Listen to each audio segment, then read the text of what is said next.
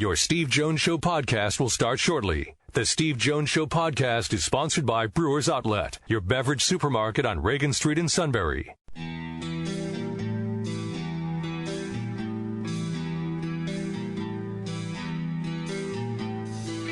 Sports talk where your voice counts. This is the Steve Jones Show on News Radio 1070 WKOK. Now, from the Sunbury Motors Studio, here's Steve Jones.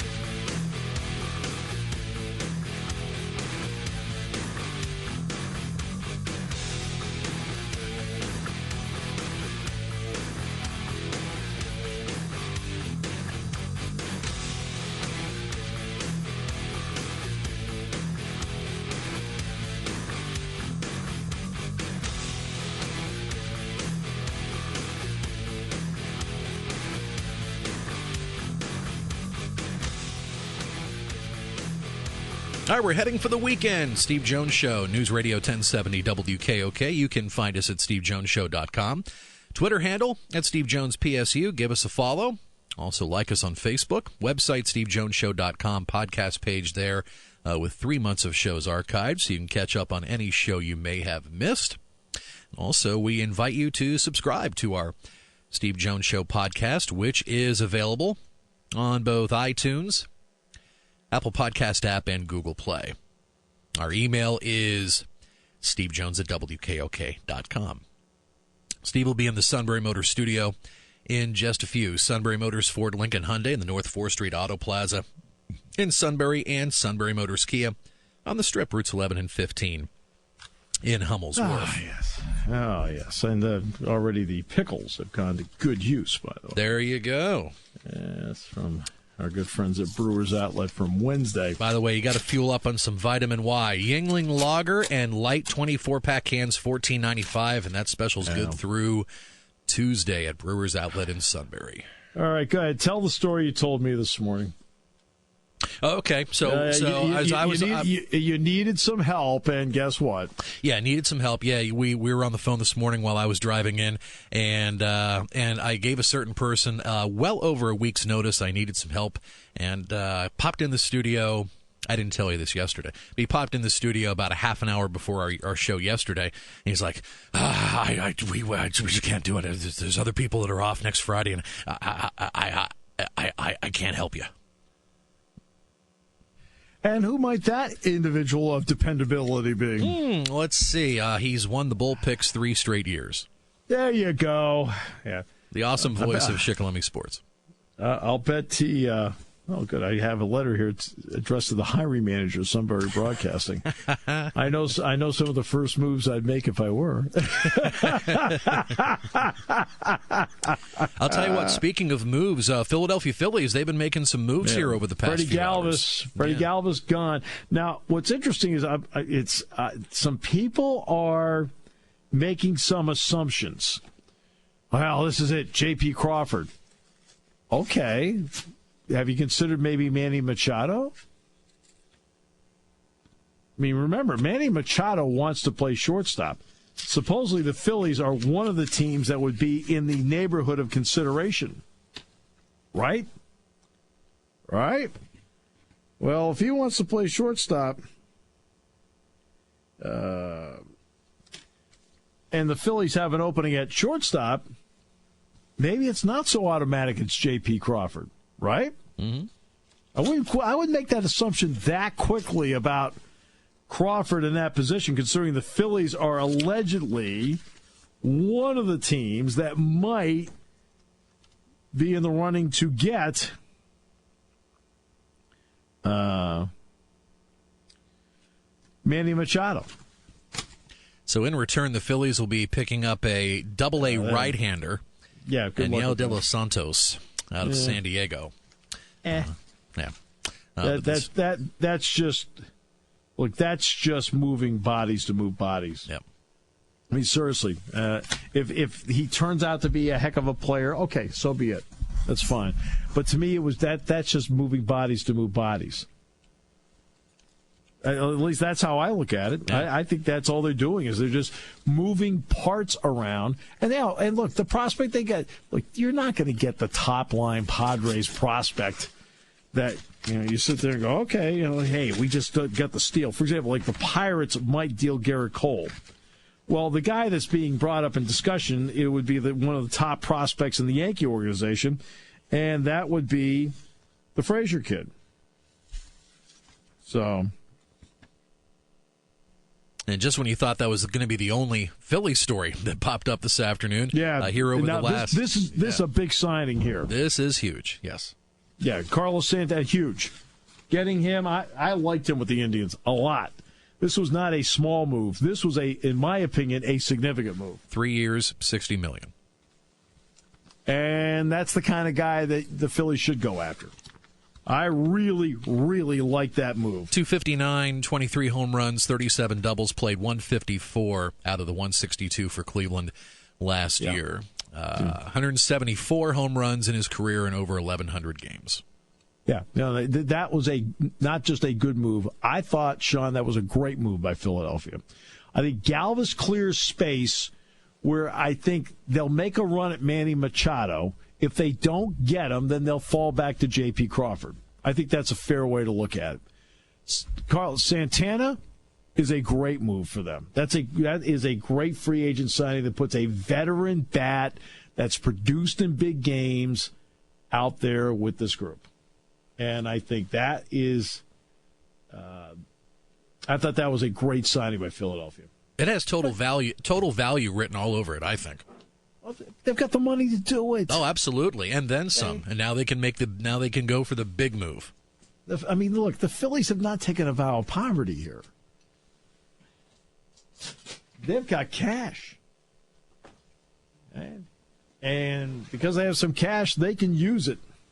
And that's why I was really glad from a Phillies point of view to see them make this move. Why? Because it shows that they are willing to spend some.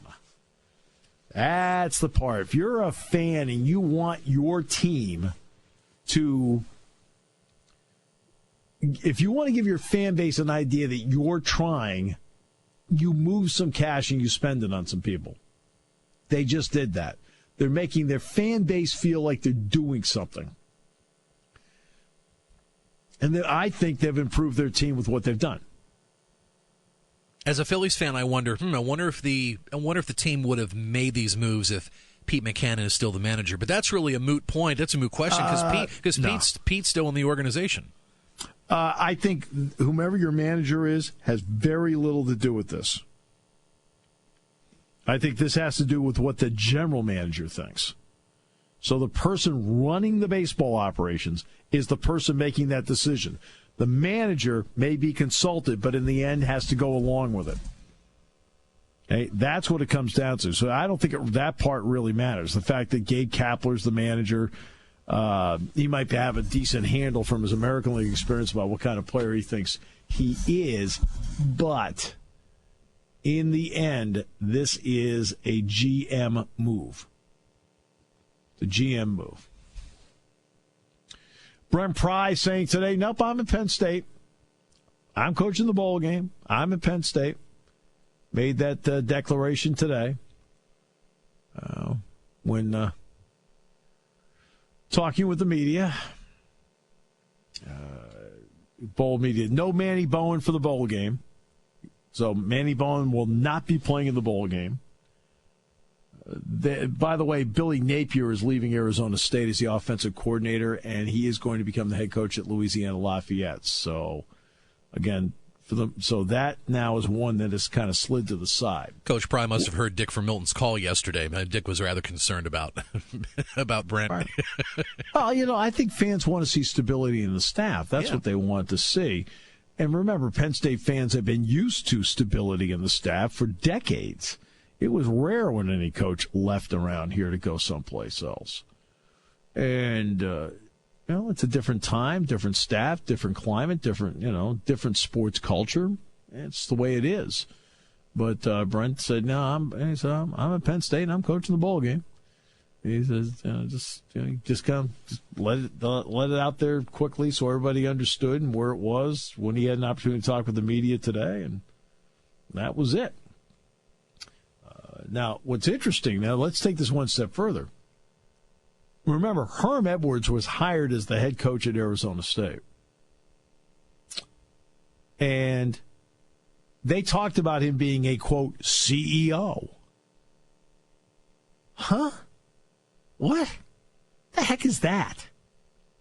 Like, in other words, everybody else would essentially do all the work. And, well, if you notice, you've noticed since he made that declaration at the press conference, Billy Napier has taken the Lafayette head coaching job as OC, and Phil Bennett quit as the DC. You're saying, well, what job did Phil Bennett take? He didn't take a job. He just left. Because they looked at the situation and said, we're not staying for this. I found that to be enlightening. One or two things are going to happen at Arizona State. Either they're going to go on a very, very successful run, or it's going to be an absolute bust. It's going to be, this has all the indications of, you have to be kidding me. It's not that Herm Edwards can't coach. There's no doubt he can coach. I mean, you saw that with the Jets. You saw that with the Chiefs. He can coach. But so far, the approach to this with Arizona State, I mean, the first signing day is coming up next Wednesday. What was the first thing Herm Edwards did after the press conference? Went back to ESPN to finish up his deal. Yeah.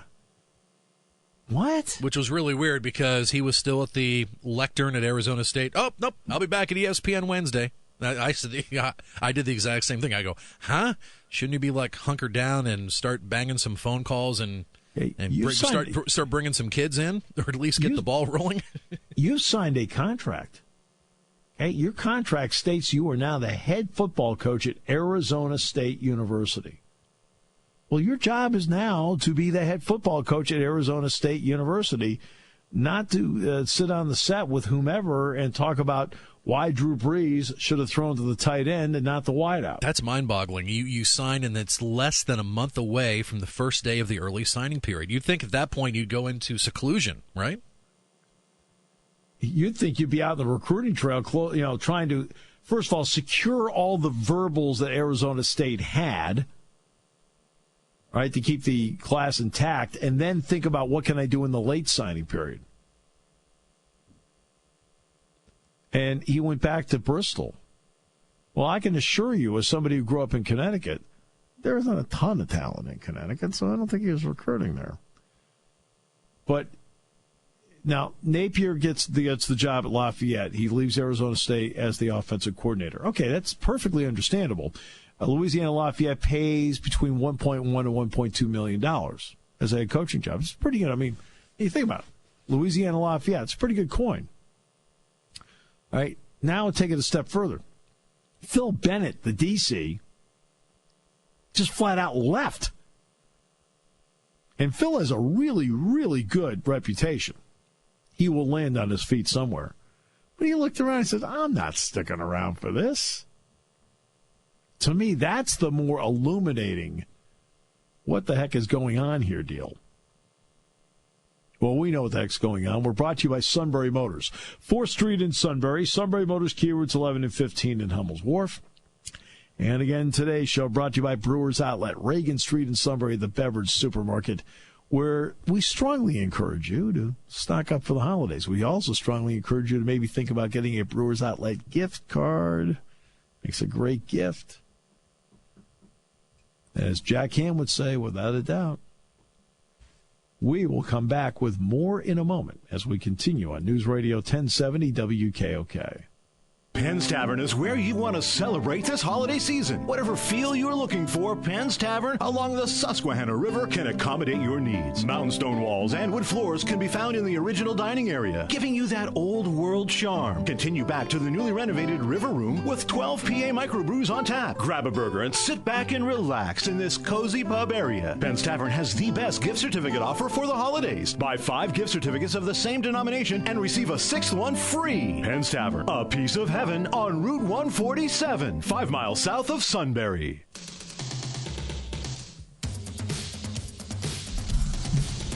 Joe Rutter, Pittsburgh Tribune, next half hour. We'll talk about the Steelers and the Patriots matchup coming up on Sunday. Final hour of the show, all bowl picks. Our annual bowl pick'em show The three-time defending champion, the Suit, who already has bagged Sean on a major project for next week, will be joining us on the show today. How many times does he have to basically pull the football away, Charlie Brown? Lucy. Okay, right. Lucy Van. I mean, how many times does he have to pull the football away, Charlie Brown, before you see things the way I see them? I think, it's now like a fool me 4 times, so it's definitely on me at this point. Yeah. Mm-hmm. Yeah. I mean, it's like the waiter in the restaurant that runs around, and then all of a sudden everybody after an hour realizes nobody got any food.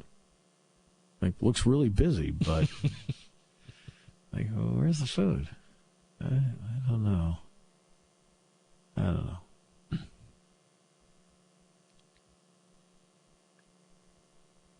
Oh, well.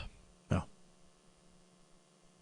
So terrific baseball guy Jason Stark just posted this a little while ago. Phillies who have earned $20 million a year in any season: Ryan Howard, Cole Hamels, Cliff Lee, Roy Halladay, the late, great Roy Halladay.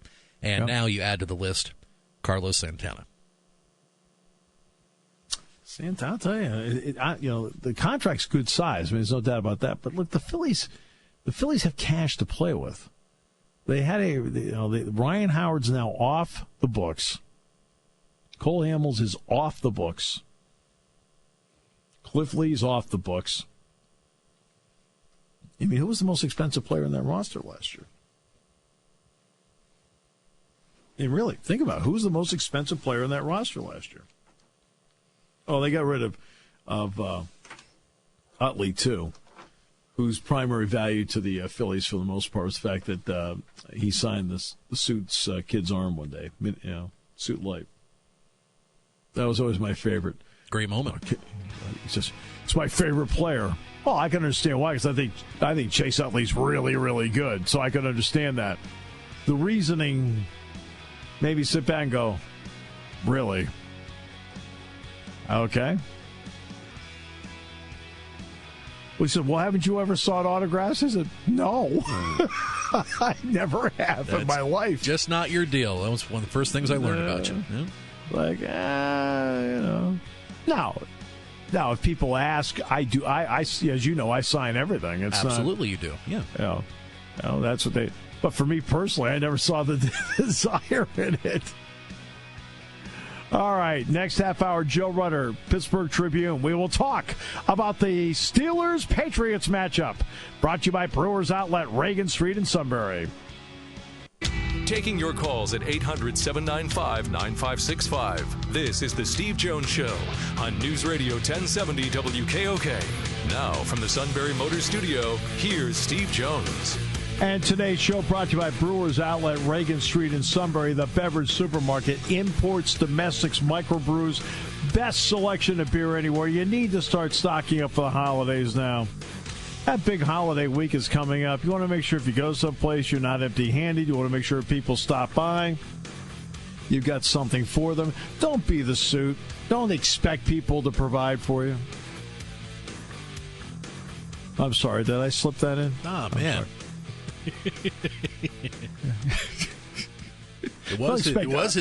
He did get you the pickles. It was his turn to get you pickles.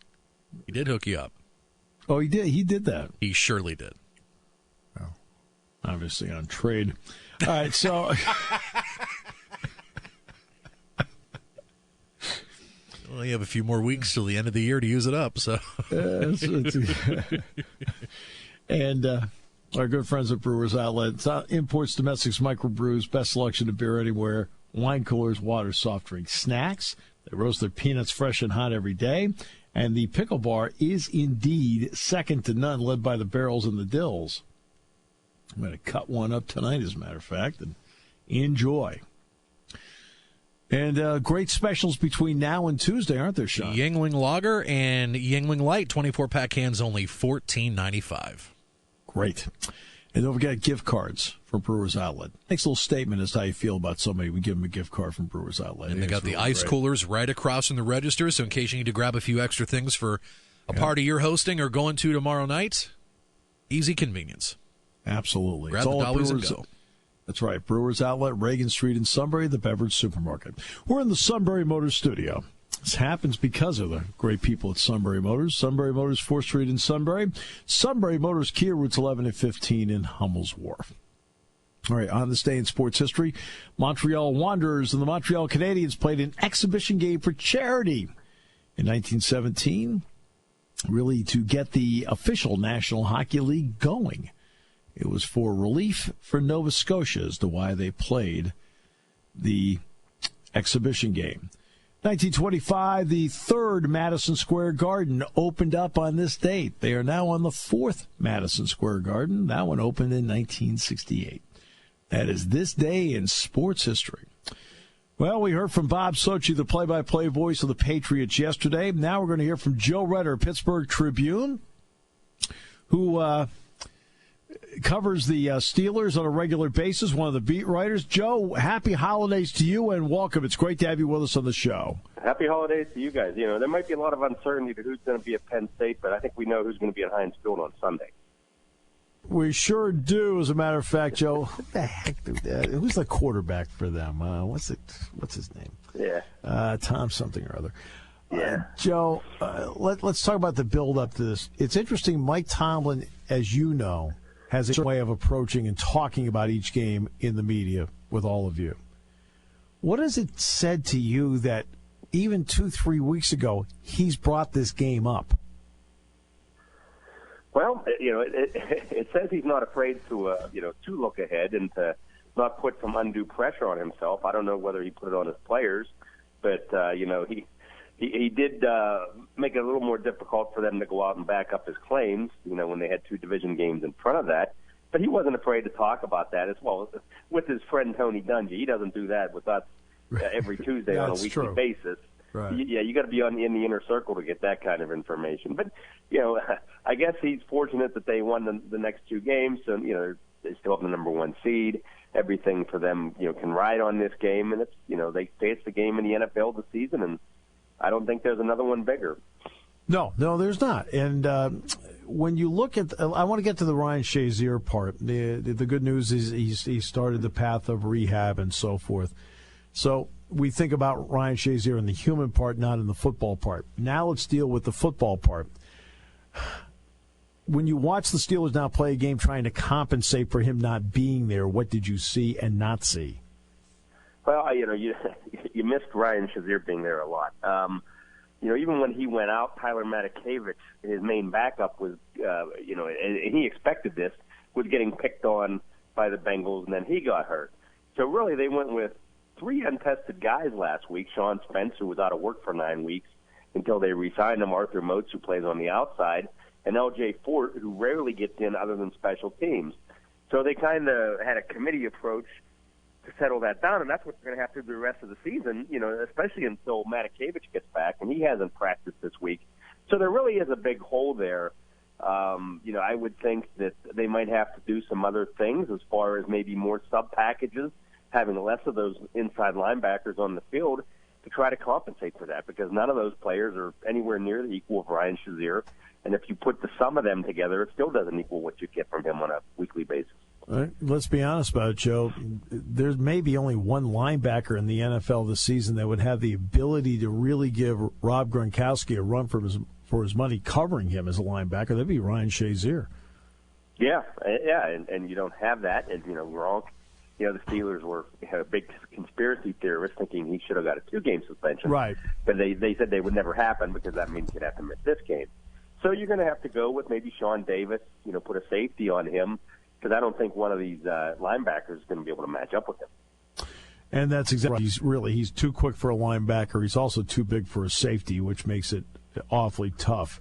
The balance that the Patriots have offensively, Joe, that Kenny Britt gets added in now.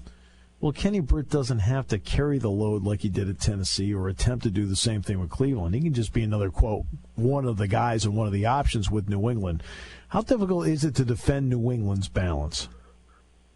Well, I think it's very tough, especially because, Gronkowski's always there, in the periphery, whether he's the main target or not, he's always there. So you have to account for him. You've got Cooks, and they throw guys in there, and like Chris Hogan was the big star of the AFC Championship game last year. They seem to always come up with somebody that can make plays, and they've got to find a way to account for all these players. And then Dion Lewis out of the backfield, he's not not a bad pass catcher either. Exactly. Let's talk about the Steeler part of it. When you watch them offensively, they've won the last 3 games on a Chris Boswell kick.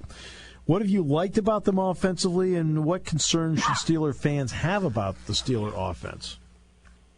Well, I think the main concern is the fact that if they keep going down and settling for field goals, which is they've had a problem with that in the first half of the year. They've done better. They're putting up more points the last 3 or 4 games, which is encouraging. But they had red zone problems. Also converting third down. So that was not an issue against Baltimore. I think they converted 12 of 18 maybe. It was a ridiculously high number. And the last time they beat the Patriots in 2011, they had a similar production on third down.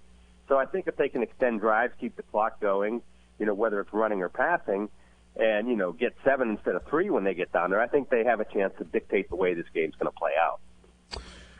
When you watch Le'Veon Bell, he's really in full swing as to what's going on. Give us again what you're seeing out of Le'Veon Bell. Well, they're just, the thing with him right now is they're able to throw him outside and not even line him up in the backfield and use him as a pass catcher that way. And that's, and he's the main option on the checkdowns. If Ben doesn't see his first or second read, he's looking right for Le'Veon. And, he's able to run after the catch and make some things happen. And that's really where he's been most effective in the second half of the year. He really hasn't put together too many big running games.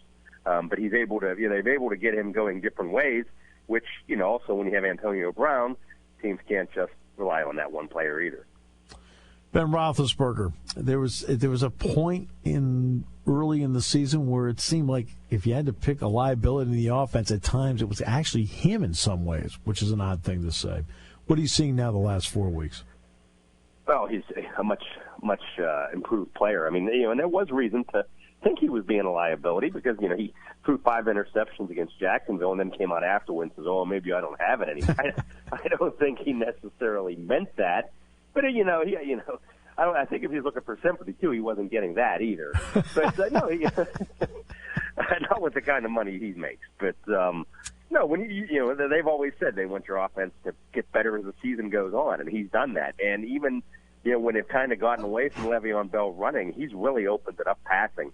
I can't remember which game it was. It might have been Green Bay. The first drive they went down, he found 6 receivers for passes and targeted a 7th, spreading it around. So he's really been on top of his game, getting everybody involved, even the tight ends.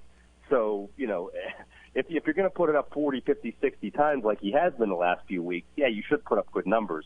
But he has been very accurate. No question about that. What do you see as being the keys in a game like this? Because the Steelers are in a position they can control their own destiny and get this thing to home field, and this would be a big step. So what would be the keys to getting there? Well, offensively, I think you got to convert on third downs and keep the clock moving a little bit and win the time of possession. And defensively, the big challenge has been they really haven't been able to play very good man-to-man defense against New England. Whether they play strictly man-to-man or mix it up with zones, they've got to do some things to disguise the coverage. Having Joe Hayden back would help a lot if he's able to get back out there. But they've got some young guys other than that in the secondary, and just with hope that Brady doesn't pick them apart in the middle without Shazier there. Those are the main keys, I would say. When you've watched Brady, it's always interesting to get the different takes from people that really know the game like you do. When you watch Brady and you've had a chance to see him firsthand, what really does stick out about him? Poise, mostly. The guy doesn't get rattled. He doesn't like to get hit. Everybody knows that. But he's able to avoid mostly the sacks and mostly getting hit, and he very rarely makes mistakes. And even at 40 years old, he's still doing that. He might not have the arm strength he once did, but he's still making precise passes, and he's not doing stupid things like turning the ball over, and that leads yourself usually to playing winning football. One of the areas that you saw that was brought to the front again when it comes to Tom Brady, and a guy that has very few weaknesses.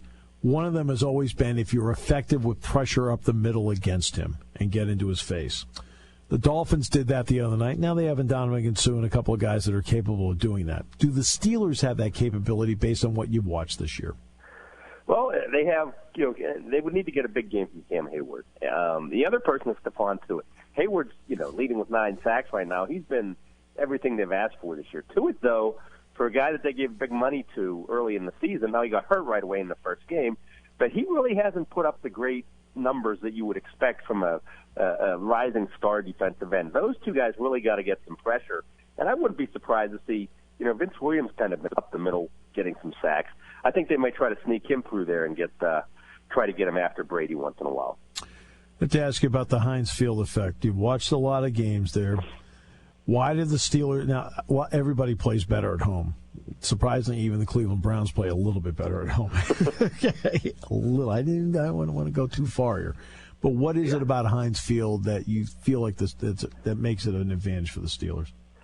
Just the atmosphere itself. Everybody wearing the black and gold, and you could say it's renegade in the fourth quarter that gets the defense fired up. It's the crowd and the in-game stuff lends itself well to the Steelers and what they're trying to do, and they're just very familiar and comfortable there. They rarely play, Jacksonville this year notwithstanding, they generally do not play bad games at home. So I think that really helps them. I just think they like the atmosphere and feel a lot more comfortable here than anywhere else.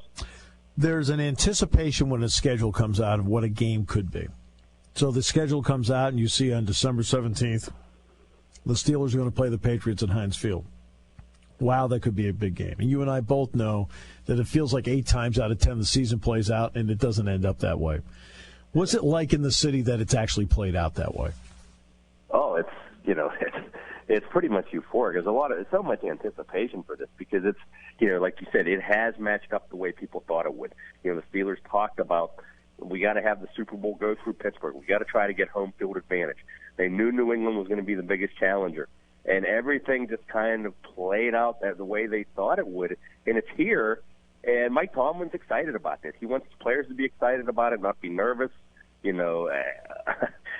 So, I think it's all played out, and it's right there for them. And it's the excitement is really everywhere in Pittsburgh, and rightfully so, because you don't get these type of games very often. And the thing is, they could be doing this in another month again if things play out right. Exactly. Joe, thanks so much. Appreciate the insight very much. Should be enjoyable this weekend. Sure, anytime. Party time, game time, or just fun time. Doesn't matter what time it is because it's Brewers Outlet time. The beverage supermarket has the area's largest beer selection. Imports, microbrews, ciders, and domestics. Pick from over 100 ice-cold 12-packs and dozens of 24-ounce singles. Soda, snacks, hot sauces, fresh roasted peanuts. Make it one-stop party shopping, and don't forget the pickle bar. So whatever you're celebrating or just doing it up, Brewers Outlet, Reagan Street, Sunbury wants to see you. And thank you for your years of patronage.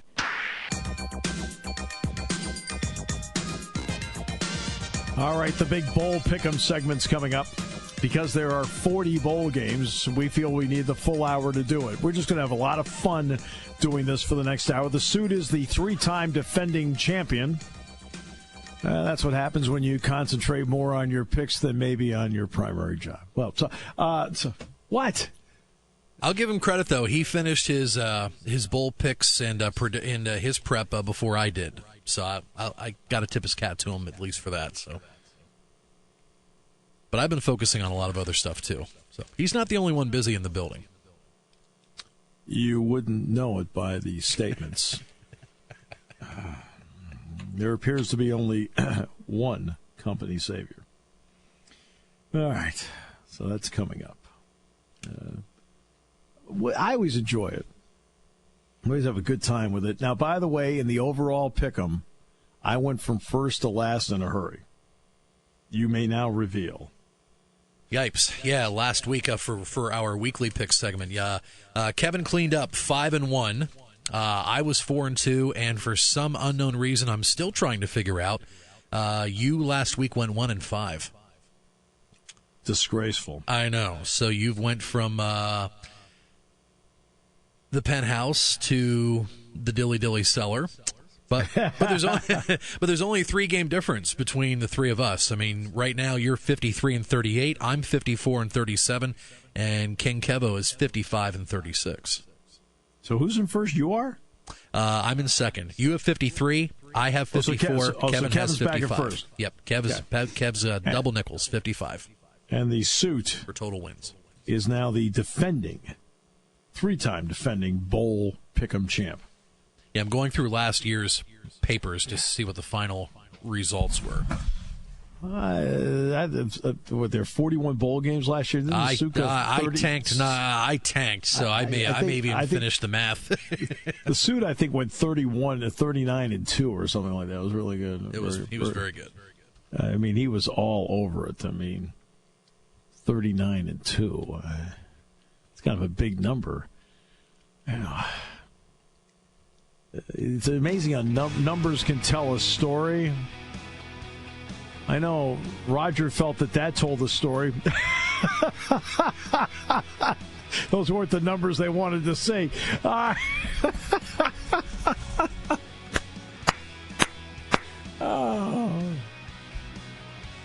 at least amuse myself on the show, okay? The rest of you may not think it's funny, but... All right. Coming up, Bowl Pick'em. We will start with the R&L Carriers New Orleans Bowl and finish up with the Sugar Bowl. It's a long journey, but a journey we're going to have some fun with.